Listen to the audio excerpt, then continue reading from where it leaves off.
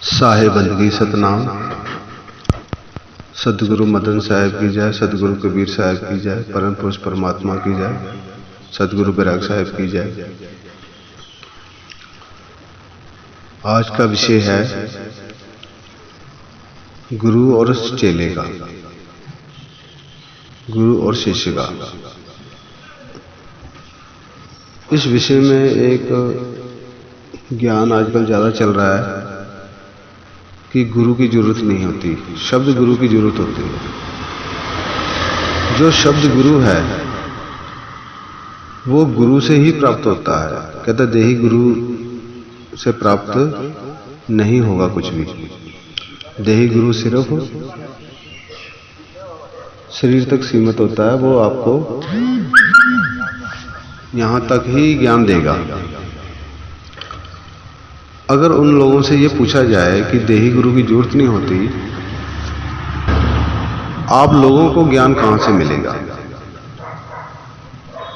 कबीर साहब की एक साखी है, गुरु गोविंद दोनों खड़े काके लागू पाऊं, बलिहारी उस गुरु को जो गोविंद दियो लखाओ।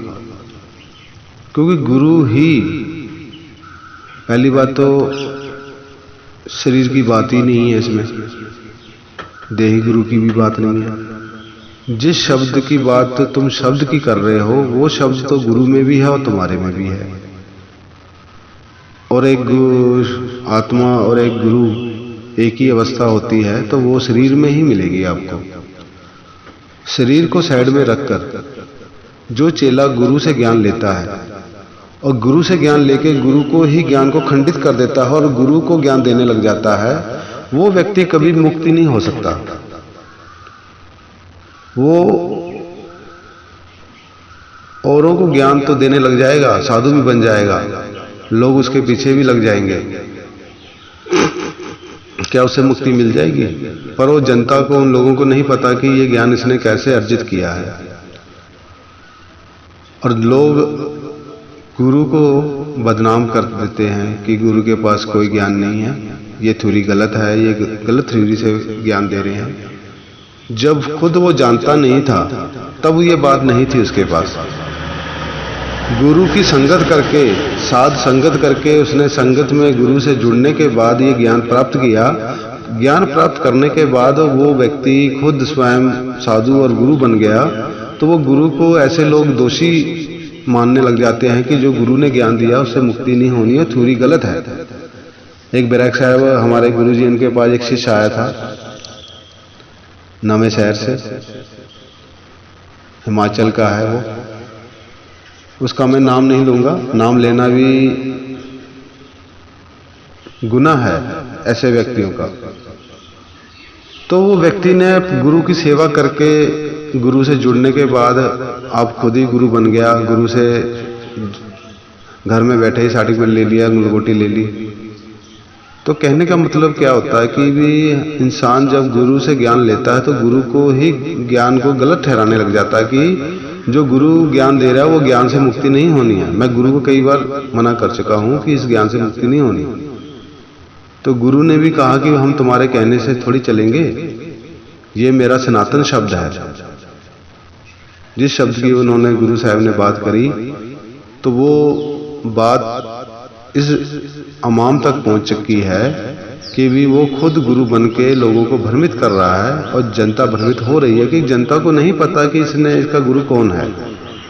ऐसे गुरुओं से बचने की जरूरत है जनता को। जो व्यक्ति गुरु से ज्ञान लेके गुरु को गलत ठहराए वो तुमको कहां ले जाएगा? कहीं नहीं ले जा सकता। और एक बात बहुत कहता है कि ये आज शब्द जो गले से निकालते हैं ये सार शब्द है, सार शब्द को बोला नहीं जाता, लिखा नहीं जाता। अगर आपसे पूछा जाए कि बिना सार शब्द के आप बोल सकते हो क्या? उस गुरु से पूछो, उस चेले का काम है गुरु से पूछना कि अब बिना सार शब्द के आप बोल रहे हो क्या? बिना सार शब्द के कोई बोल सकता है क्या? परमात्मा अबोल है और आत्मा अबोल है। जब अबोल से हम जुड़ेंगे, गुरु भेदी ज्ञान देगा तभी तो बोलेंगे। बैराग साहब बताते हैं आ शब्द, वो ये भी कहते हैं जो मैं गले से बोला हूं कि ये सार शब्द नहीं है, ये एक सैन के इशारे से बताया गया है। इशारा कह लो, सैन कह लो, उनको ज्ञान दिया चेले को, और चेले ने ज्ञान सुना और उसको माना नहीं। जो व्यक्ति गुरु की बात को विश्वास ही नहीं है, माना ही नहीं है, तो वो उसकी मुक्ति कहाँ कैसे हो जाएगी? तो जहाँ पहले था वैसे ही वो रहेगा। पर लोगों को ज्ञान भले ही बांट रहा है, दे रहा है, देने से कोई फायदा नहीं है, क्योंकि झूठा ज्ञान ज्यादा फैलता है, सच्चा ज्ञान नहीं ज्यादा फैलता। तो आज का यही इस ऑडियो में मेरा मैसेज था, जो व्यक्ति गुरु से ज्ञान लेता है, गुरु को इज्जत नहीं करता, उसके पे गुरु पे विश्वास नहीं करता, तो परमात्मा की कैसे प्राप्ति होगी? उसकी परमात्मा का कोई भी कनेक्शन नहीं जुड़ पाएगा। जिसका गुरु और चेले का संबंध प्रेम से बनेगा, प्रेम है नहीं, लोभ मन में है, अहंकार मन में है, तो वो अवस्था तो कंट्रोल में होनी थी गुरु करने के बाद। तो जो अवस्था हमारी पहले थी वो अवस्था अभी भी है हमारी। तो हमारा एक रिश्ता जरूर कायम होना चाहिए, जो गुरु ने ज्ञान दिया। अगर आपको ज्ञान नहीं गुरु का अच्छा लगा तो गुरु को त्याग दो। जहां आपको ये लगे कि मेरे को मुक्ति किस ज्ञान से होनी है, 10 साल हो जाए, 20 साल हो जाएं, तब त्याग दो। जब पता लग जाए गुरु के इस ज्ञान से मुझे फल नहीं मिलने वाला, तो इसमें कोई गलत मैटर नहीं है। हम लोग ही पहले किसी और गुरु के पास जुड़े थे, तो जब वो पता लगा कबीर साहब के साकी शब्द से, ये शब्द से मुक्ति नहीं होने वाली है, 5 शब्दों से, वो उस परमात्मा में एक शब्द है, तो एक शब्द से भेदी गुरु से वो ज्ञान मिलेगा। तो हमने आगे की यात्रा शुरू कर दी। ना उस गुरु को बुरा लगा, ना हमको बुरा लगा। तो बात तो ये होनी चाहिए, गुरु को त्याग देना चाहिए। तो प्रेम कैसे बनेगा? ऐसे प्रेम तो बनेगा नहीं। ध्यान इस बात का देना है, हमने जिस गुरु के पास गए हैं तो हमने गुरु से ज्ञान लेना है, गुरु को ज्ञान देना नहीं है।